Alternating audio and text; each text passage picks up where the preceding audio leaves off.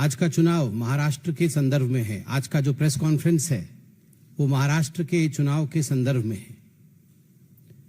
आप सभी जानते हैं कल संविधान दिवस था। संविधान दिवस के उपलक्ष्य पर जिस प्रकार से मल्लिकार्जुन खड़गे जी ने अपने कार्यालय, कांग्रेस के कार्यालय में भाषण देते हुए उन्होंने ईवीएम को कोसा है और जिस प्रकार उन्होंने कहा है कि ईवीएम हटाना है और बैलेट पेपर को फिर से लेकर आना है, उस विषय में आज यह प्रेस कॉन्फ्रेंस हो रही है। मल्लिकार्जुन जी ने कहा है कि हमें ईवीएम को साइड में रखना है। मल्लिकार्जुन जी, आप ईवीएम को साइड में रखिए या ना रखिए, मगर जनता ने कांग्रेस पार्टी को तो साइड में रख दिया है। इसमें कोई दो मत नहीं है कि आज किसी भी राज्य में कांग्रेस साइड में है। Congress has been sidelined in the election of literally every state. Even in Jharkhand आज कांग्रेस पार्टी भारतीय जनता पार्टी के पीछे है। महाराष्ट्र में तो नेस्तनाबूत हो गई है। मात्र 16 सीटें लेकर कांग्रेस पार्टी महाराष्ट्र में आई है, जहां महायुति की प्रचंड जीत हुई है। वही कांग्रेस पार्टी आज महाराष्ट्र में एक तरह से उसका सफाया हुआ है। स्वाभाविक है, the frustration is written large on the face of the leaders of Congress party, including mister Rahul Gandhi and others. Mallikarjun खड़गे जी ने कहा कि हमें ईवीएम कतई नहीं चाहिए। मल्लिकार्जुन जी, राहुल गांधी जी, आपको ईवीएम नहीं चाहिए, आपको जुडिशियरी भी नहीं चाहिए। आप तो बता रहे थे जुडिशियरी का काम भी हमें करना पड़ रहा है, वो नहीं कर रहे हैं। आपको इलेक्शन कमीशन भी नहीं चाहिए, आपको ईडी भी नहीं चाहिए, सीबीआई भी नहीं चाहिए, आपको भारत सरकार भी नहीं चाहिए क्योंकि ये तो अच्छी सरकार नहीं है। आपको कुछ नहीं चाहिए। तो मुझे लगता है आपके लिए सर्वोच्च स्थान और उपयुक्त स्थान मंगल ग्रह है। कोई नहीं है वहां, ना जुडिशरी है, ना ईडी है, ना सीबीआई है, वहां ईवीएम मशीन भी नहीं है, इलेक्शन कमीशन भी नहीं है। वहीं जाइए, वहां बिल्कुल आप शहजादे जी को कुर्सी पर बैठाइए और आनंद से रहिए। मुझे बड़ा आश्चर्य हुआ, मल्लिकार्जुन खड़गे जैसे एक सीनियर पॉलिटिशियन ने कल एक वाक्य कहा कि एससी, एसटी और ओबीसी और गरीबों के जो वोट है वो ईवीएम के कारण खराब हो रहे हैं।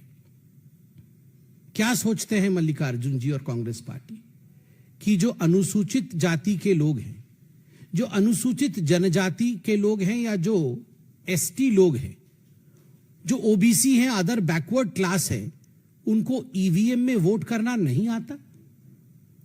वो इतने अनपढ़ हैं और इतने समझ भी उनको इतनी नहीं है कि वो ईवीएम में किस प्रकार वोट कर सके, बटन कहां दबाना है, कैसे दबाना है, वीवीपैट उसमें निकलता है, उसे देखना है, वेरीफाई करना है। Just because they are SC, ST, OBC and poor, they do not know how to use EVM. ये एक इंसल्ट है। ये कहीं ना कहीं SC, ST और OBC समाज के प्रति एक बहुत बड़ा इंसल्ट है, एक बहुत बड़ा धक्का है। और मैं ये एक्सपेक्ट नहीं कर रहा था। मुझे नहीं लगता था कि मल्लिकार्जुन खड़गे जैसा सीनियर व्यक्ति इस प्रकार के वाक्य का प्रयोग करेगा। मल्लिकार्जुन जी का यह भी कहना था कि हम तो बैलेट पेपर किसी भी कीमत पर लेकर आएंगे और ईवीएम मशीन जो है वो नरेंद्र मोदी और अमित शाह जी के घर पे रख दीजिए। मोदी जी और अमित शाह जी के घर पे ईवीएम मशीन रख दीजिए, हम बैलेट पेपर लेके आएंगे। खड़गे जी, राहुल जी, मोदी जी के घर में ईवीएम मशीन है। E for energy, V for vikas, M for mehnat. Machine की तरह मोदी जी काम करते हैं। He works like a machine and he has EVM. वो ऊर्जा उनके पास है। E for energy, V for vikas, विकास के लिए, डेवलपमेंट के लिए काम करते हैं। और वो अतुलनीय मेहनत, ईवीएम, उसी के कारण आज भारतीय जनता पार्टी जीत रही है। सही कह रहे हैं, हम ईवीएम के कारण जीत रहे हैं, जहां ई से एनर्जी, वी से विकास और एम से मेहनत होता है, और आप आरबीएम के कारण हार रहे हैं। आरबीएम का अर्थ है राहुल्स बेकार मैनेजमेंट। हम ईवीएम के कारण जीत रहे हैं, आप आरबीएम के कारण हार रहे हैं। खराबी मशीन में नहीं है, खराबी लीडरशिप में है। ईवीएम ठीक है, राहुल खराब है। आप ईवीएम बाद में बदलिएगा, राहुल को बदलिए।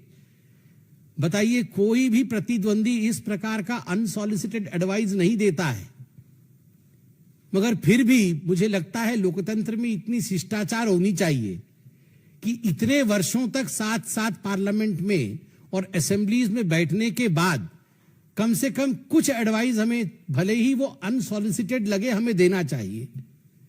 मैं तो मल्लिकार्जुन से कहूंगा, मल्लिकार्जुन जी जानते हैं, वैसे कभी कभी उनके चेहरे को मैं भी पढ़ता हूं, वो जानते हैं खराबी कहां है, बेचारे बोल नहीं पाते हैं। बदलने की आवश्यकता है राहुल गांधी को, ईवीएम को नहीं। और वो कह रहे थे मल्लिकार्जुन जी की बैलेट पेपर के लिए हम यात्रा निकालेंगे।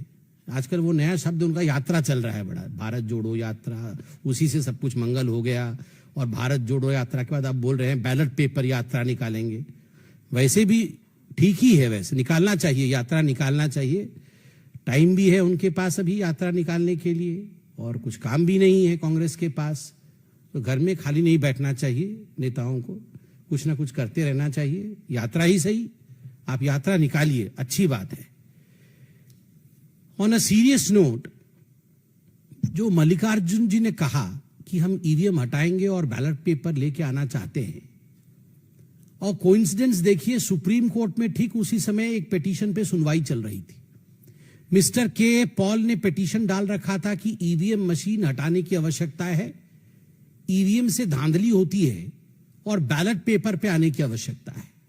और सुप्रीम कोर्ट में जस्टिस विक्रमनाथ जी और जस्टिस प्रसन्न बी वराले दोनों जस्टिसेस, उनकी खंडपीठ इसकी सुनवाई कर रही थी। स्पष्ट रूप से इस खंडपीठ ने पूरे विषय की सुनवाई के पश्चात कहा है कि ईवीएम में खराबी नहीं है। अंग्रेजी में उन्होंने कहा है, suspicion of EVM fixing is unfounded, quote unquote unfounded. EVM machine में कोई गड़बड़ी नहीं है। आगे वो कहते हैं, जो कैंडिडेट हार जाती है वो आके ईवीएम का रोना रोती है, जीतने से ईवीएम ठीक, हारने से ईवीएम खराब। ये अंगूर खट्टे वाली कहानी है। और एग्जैक्टली कांग्रेस पार्टी, मुझे तो लगता है कि ये शब्द कांग्रेस पार्टी के लिए ही कहे गए, बिल्कुल हूबहू कांग्रेस पार्टी के लिए फिट हो रहे हैं।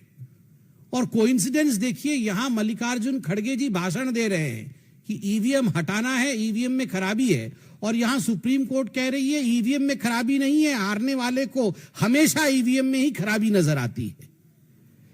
मैं तो एक सवाल पूछना चाहता हूं, आप यात्रा निकालने चाहते हैं, आप ईवीएम को फेंकना चाहते हैं, ये सब कुछ ठीक है। जब 2017 में एक हैकाथॉन हुआ था, इलेक्शन कमीशन ने एक हैकाथॉन किया था कि आइए हम यहां ईवीएम मशीन रखेंगे और सब पॉलिटिकल पार्टी के लोग आके आप हैक करिए, और बहुत पहले से नोटिस जारी किया था कि हैकाथॉन होगा। कोई नहीं गया, कोई गया नहीं हैकाथॉन करने के लिए। उससे पहले तो टीवी पे, मुझे तो याद है, वो आम आदमी पार्टी के शायद सौरभ भारद्वाज जी, शायद वही, वो कुछ तार वार जोड़ के हैक कर रहे थे कि कैसे हैक होता है। उस दिन नहीं गए और हैक करने के लिए, उस दिन हैक करने नहीं गए वहां भी ईवीएम को हैक करने के लिए। तो ये कांग्रेस पार्टी हैकाथॉन के दिन घर में क्या कर रही थी? हाँ, विदेश ट्रिप में चले गए होंगे राहुल जी, हो सकता है उस समय खोजने से वो थाईलैंड वगैरह में कहीं होंगे, कहीं ना कहीं होंगे, बाहर ही होंगे, नहीं तो हो सकता है वो जाएंगे। मगर बड़ा आश्चर्य का विषय है, hackathon, you don't take this thing seriously. आप इतने बड़े पॉलिटिकल पार्टी के अध्यक्ष हैं, आप बोल रहे ईवीएम को फेंकना पड़ेगा, बैलेट को लाना पड़ेगा, and when the hackathon takes place no one represents your party in the hackathon to prove what you are saying. Elon Musk ji ने भी ट्वीट किया है, मैं देख रहा था, सीईओ है टेस्ला के, जो जुलाई 4 को हमारी रिजल्ट्स निकलने के बाद, जून 4 को रिजल्ट्स निकलने के बाद लोकसभा के एक आर्टिकल छपी थी कि India count 640 million votes in a single day.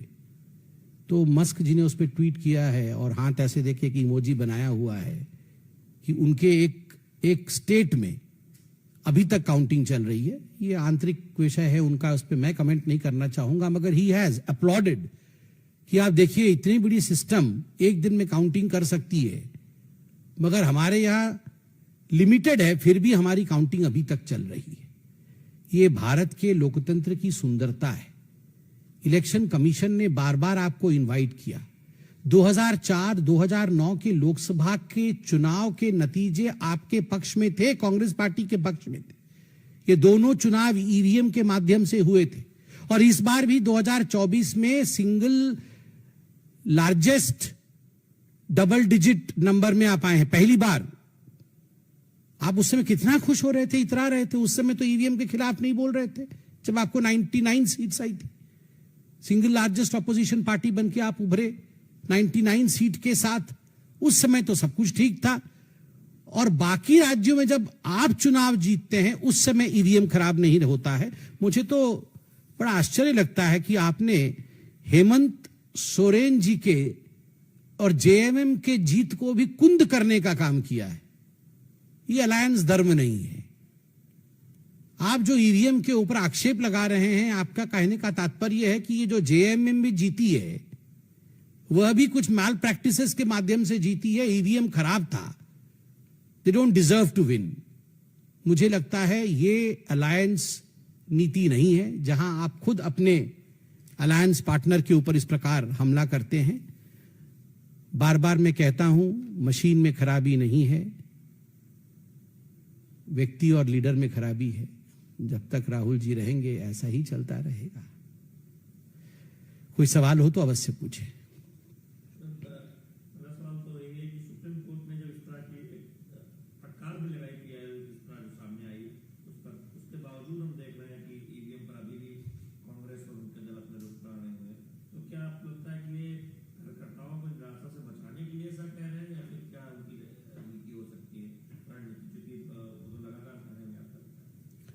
क्या रणनीति हो सकती है और क्या बोलेंगे लोगों को? सब कार्यकर्ता कांग्रेस पार्टी के जानता है, सब जानते हैं कि राहुल गांधी से नहीं हो पाएगा। ये कौन नहीं जानता है? मैं भी जानता हूं, वो कार्यकर्ता भी जानता, हमारे सारे कार्यकर्ता जानते हैं। आप लोग बोलते नहीं है, आप लोग भी मन में सोच के देखिए और कांग्रेस वालों से पूछिए, वो भी बोलते नहीं हो पाएगा उससे। अब क्या बोलेंगे कि ये चुनाव राहुल गांधी जी के कारण हार गए? अब यही सब बोलेंगे, ईवीएम खराब हो गया जी, मशीन खराब हो गई, बिजली कट गई, रोड खराब था, हमारा कार काम नहीं कर रहा था। यही सब बोले, कुछ तो बोलना पड़ेगा ना। अब यही बोलते हैं ईवीएम खराब हो गया है, जानते सब है कि राहुल खराब हो गए हैं।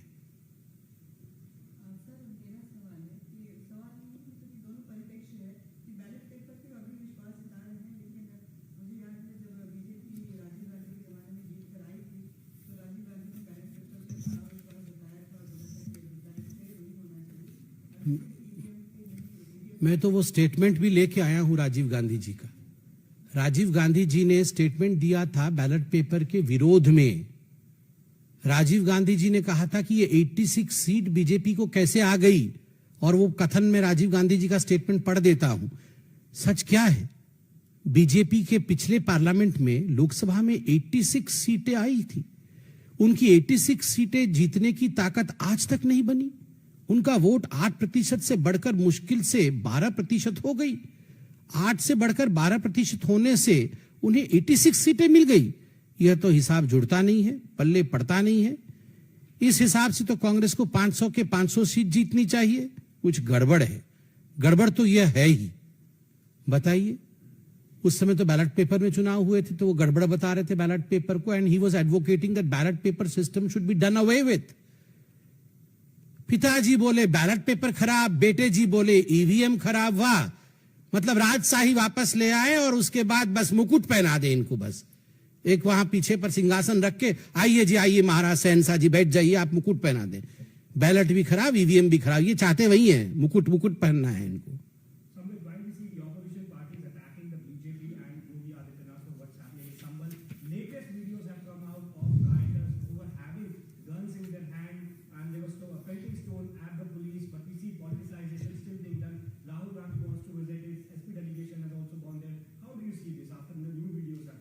So it's a sensitive issue. It's a very sensitive issue. And I would wait for the investigation to be complete. I would, in fact, appeal to everyone that no one should politicize the issue, because whatever we are seeing today, these are recorded. The evidences are present in the public domain. As you stated right now, we can see things in public domain. So let the investigative agencies complete their work. दूध का दूध और पानी का पानी हो जाएगा. देखिए, जहां तक आपने संभल के विषय में सवाल पूछा है, मेरा बड़ा स्पष्ट मानना है कि इस पर किसी प्रकार की राजनीति नहीं, इस पर इन्वेस्टिगेशन चल रही है और हम सबको इन्वेस्टिगेशन के नतीजे का इंतजार करना चाहिए. और भारतवर्ष में संविधान का राज है. स्वाभाविक रूप से जो लोग इसके पीछे रिस्पॉन्सिबल हैं, जिनके कारण ये हुआ है, उनको बख्शा नहीं जाएगा.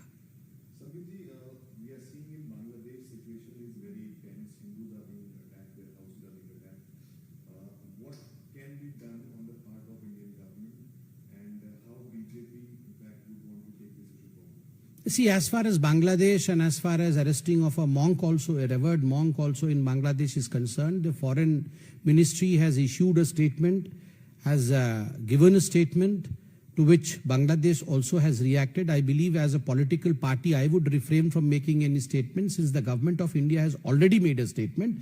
We ditto the stand of the government of India.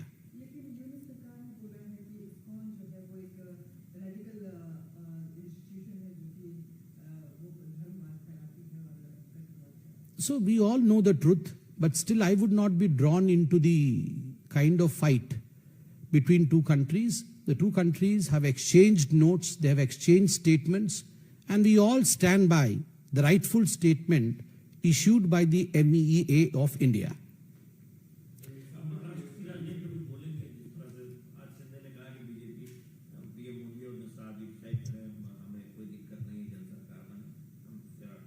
देखिए, यह विषय महायुति का है, उनके बीच मीटिंग का है. उस विषय से मैं अनभिज्ञ हूं. स्वाभाविक रूप से वो मैंडेट मेरे पास भी नहीं है कि मैं उस पर कमेंट करूं.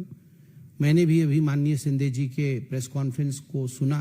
शिष्टता, शालीनता और भद्रता के शब्दों को उन्होंने बहुत अच्छे से पिरोया है, हम सब ने सुना है. और इस विषय पे जब तक बैठक इत्यादि नहीं होती है, मुझे लगता है हम अभी इस विषय से अनभिज्ञ हैं.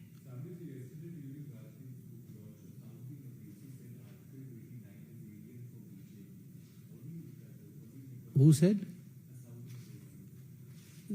No comments on that. Not required. Thank you.